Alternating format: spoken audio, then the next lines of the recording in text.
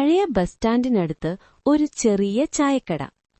പൊടിച്ചായയുടെ മണം വായുവിൽ നിറഞ്ഞു നിൽക്കുന്ന ഒരു സ്ഥലം. അവിടെ മധു ജീവിച്ചു.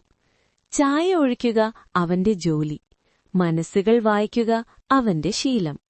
ഓരോ വൈകുന്നേരവും വ്യത്യസ്ത മുഖങ്ങൾ, വ്യത്യസ്ത കഥകൾ. പക്ഷേ അവൻ ഒറ്റയ്ക്കായിരുന്നു.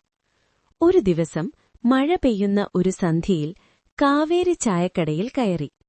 നനഞ്ഞ മുടി, കണ്ണുകളിൽ ഒരു തളർച്ച. ഒരു ചായ, അവൾ പറഞ്ഞു.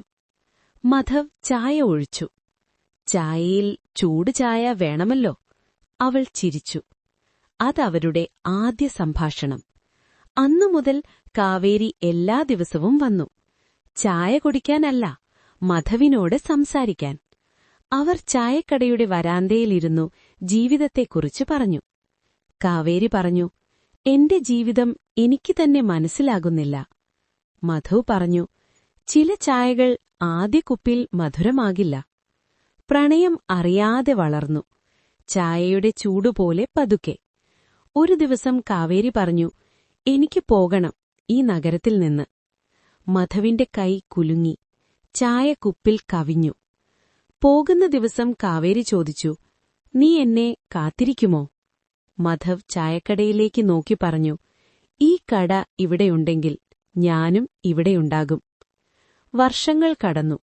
ചായക്കട പുതുക്കപ്പെട്ടു. പക്ഷേ മധവ് അതെ. ഒരു വൈകുന്നേരം ഒരു പരിചിത ശബ്ദം.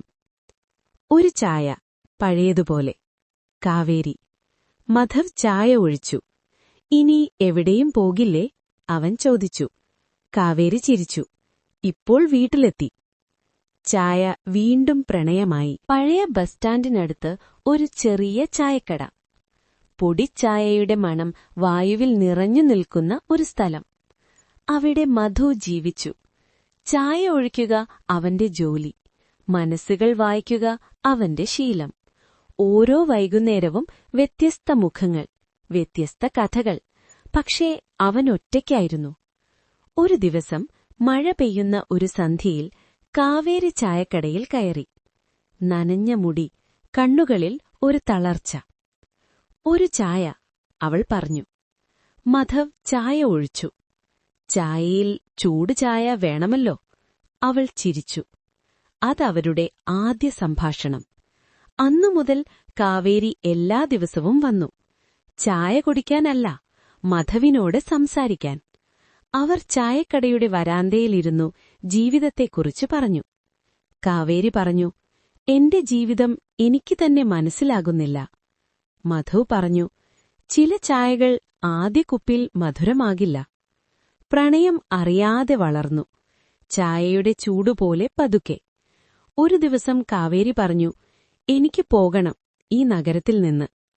മധവിന്റെ കൈ കുലുങ്ങി, ചായ കുപ്പിൽ കവിഞ്ഞു. പോകുന്ന ദിവസം കാവേരി ചോദിച്ചു, നീ എന്നെ കാത്തിരിക്കുമോ? മധവ് ചായക്കടയിലേക്ക് നോക്കി പറഞ്ഞു, ഈ കട ഇവിടെയുണ്ടെങ്കിൽ ഞാനും ഇവിടെയുണ്ടാകും. വർഷങ്ങൾ കടന്നു. ചായക്കട പുതുക്കപ്പെട്ടു. പക്ഷേ മധവ് അതെ. ഒരു വൈകുന്നേരം ഒരു പരിചിത ശബ്ദം.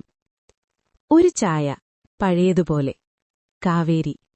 മധവ് ചായ ഒഴിച്ചു. ഇനി എവിടെയും പോകില്ലേ? അവൻ ചോദിച്ചു. കാവേരി ചിരിച്ചു. ഇപ്പോൾ വീട്ടിലെത്തി.